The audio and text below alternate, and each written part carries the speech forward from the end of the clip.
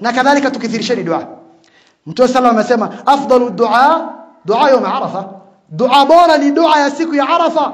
وافضل ما قلت انا والنبيون من قبلي لا اله الا الله وحده لا شريك له الملك وله الحمد وهو على كل شيء قدير. Maulama wakatoa istinbat kwa hii hadithi, na Sheikh Al-Albani rahimahullah akatoa istinbat katika hii hadithi. Maulama tukithirisheni dua na tadarru kwa Allah azza wa jalla, tumuombe Allah subhanahu. Kwa hizi masiku zote na siku ya Arafa kithirisha ibada na tadarru. Angalia itakuwa siku ya Arafa, kadhalika utakuwa saim na inakubalika dua ya saim. Kadhalika barakallahu fi katika Ijumaa kuna saa ambayo dua inakubalika, ambayo ni baada al-asr. Kam mmekutana katika khairat, tumuombe Allah azza wa jalla. Qala rabbukum ud'uni astajib lakum innal ladhina yastakbiruna ibadati sayadkhuluna jahannama dakhirin wa idha sa'alaka ibadi anni fa inni qaribun ujibu da'wata ad-da'i idha da'an falyastajibu li wa liyu'minu bi لعلهم يرشدون.